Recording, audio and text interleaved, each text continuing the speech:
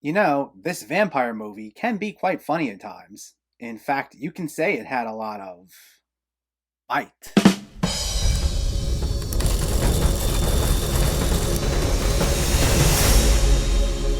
What's going on, everyone? Welcome back to my channel. Today, we're talking about a brand new VOD release, Jakob's Wife. Let me know in the comments what your thoughts on this movie were, if you already saw it or if you were planning on seeing it, and make sure to hit that thumbs up button if you like these reviews, as it helps me out immensely by getting my channel out there. And if you're new here, I hope you consider hitting that subscribe button so you can stay up to date with reviews of new releases, older films, hidden gems, and so much more on a near daily basis. But let's jump right into it and let's talk about Jakob's Wife. This stars Barbara Crampton as Anne, who's married to a small-town minister played by Larry Fessenden, and feels her life has been shrinking over the past 30 years. Encountering the Master brings her a new sense of power and an appetite to live bolder. However, the change comes with a heavy body count. This is written and directed by Travis Stevens, who last directed the horror film Girl on the Third Floor in 2019, and Crampton herself also produced this. And given the fact she's especially well known for her start in horror comedies like Reanimator and Chopping Mall, this isn't something too far off from her earlier projects. Now, I wouldn't classify this strictly as a horror comedy, as it's not looking for a laugh a minute, but it does walk that line repeatedly throughout the film. The story is meant to be taken seriously to a degree, and we do get some well-crafted three-dimensional characters, namely Anne and Jakob, with Crampton and Fessenden giving some really enjoyable performances. While these two characters have been married for quite some time, we do see how they're total opposites. Jacob's a very devout minister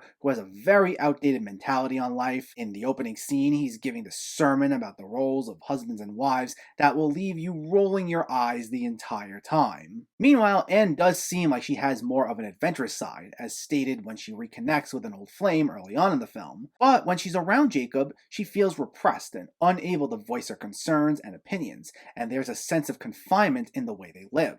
However, that changes when she finds herself a vampire, after encountering the head vampire known as the Master. The film actually plays into a lot of the themes of sexuality that come with vampires, which was seen as far back as Dracula. And when Anne is transformed, the film uses those themes as a way to not just give her a physical change, but a full-blown shift in her personality, taking control of situations from Jakob, talking back to him, arguing with him, and finally exploring a lot of her desires and passions. And it gives her a great arc, as it frees her from the constraints of her unhappy marriage, and this in turn allows her to confront Jakob with a lot of their problems. And now Jacob's unsure of what to do with Anne's newfound sense of independence, as he's someone who was always set in his ways and his routines. So this in turn also causes him to start changing his ways, even if he does so begrudgingly at first. He goes from being an overly demanding husband to now trying to act like this wannabe hero, who has to prove himself now that he's in Anne's shadow, and he can feel that hanging over him the entire time, especially as he finds himself face to face with more of these vampires. And the deeper he gets into the chaos that ensues,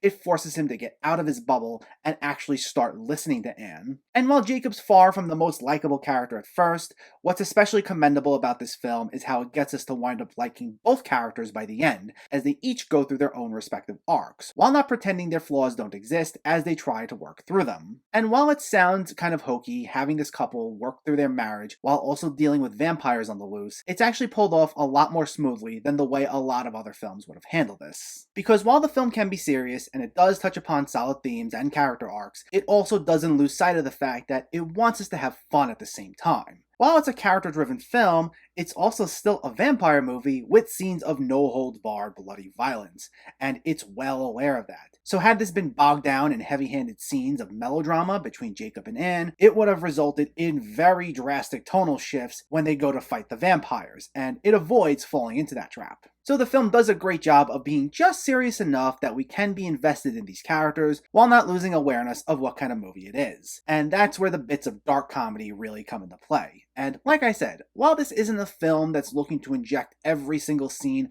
full of wacky hijinks that are meant to be full of belly laughs, it can still be quite funny pretty often. Some of the funniest moments tend to be whenever Anne and Jakob begin to argue, especially because Jacob's not used to Anne standing up to him, and you can see how caught off guard he is when he's often put in his place. And his initial attempts to go back at her come off as so incredibly awkward, as do any of his attempts at trying to cover his tracks, because he's not used to doing anything like that that before, and I'd get some good chuckles from some of these sequences. And there'd also be some fun moments when confronting the vampires, as whoever it is that's turned will come out with some of the most creative and vicious insults whenever trying to taunt anyone, particularly when they go after Jakob. Plus, there'd be some great instances of physical humor that are quite enjoyable, especially due to how over the top and bloody their scenes would get, with an emphasis on splatter humor in some instances. Though again, similar to how the film doesn't get too bogged down in melodrama, it also doesn't over-rely on the bloodier moments. They wouldn't be infrequent, but they're also not like every other scene. But when we do get them, they'd make each moment count. And what was refreshing too was the fact that the vampires were shown via makeup and practical effects, rather than CGI, and they looked believable, especially giving an old school horror feel to the film. So this did a really commendable job at finding a balance, giving us two characters with enjoyable arcs,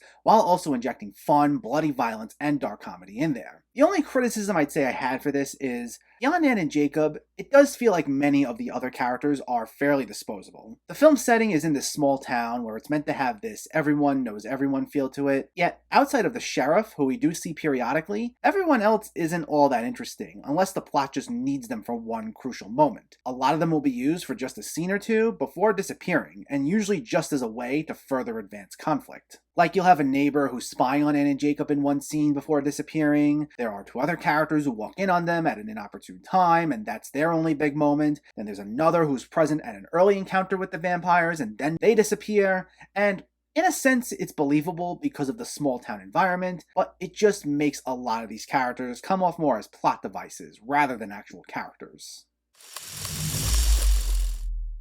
Jakob's Wife is by far one of the better horror movies we've gotten this year so far. It's by no means perfect, but it manages to do quite a lot here. It gives us a compelling story with interesting lead characters who both undergo believable arcs. And while it does take them both seriously, it also knows how to have fun, going all out during the vampire encounters with brutal, bloody violence and a sharp sense of humor, finding a balance between its comedic and dramatic sides. I had an absolute blast with this one, and I'd say definitely give it a shot. Jakob's Wife gets an 8 out of 10. So let me know, did you see Jakob's Wife, or are you planning to see it, and what were your thoughts? Did you find this one funny? Do you have a favorite vampire movie? Let me know in the comments below so we can discuss. Also, if you enjoyed this video, please like it and share it, and for more movie reviews and film discussion, please make sure to hit that subscribe button to stay updated. Thanks for watching everyone, and keep having fun with film.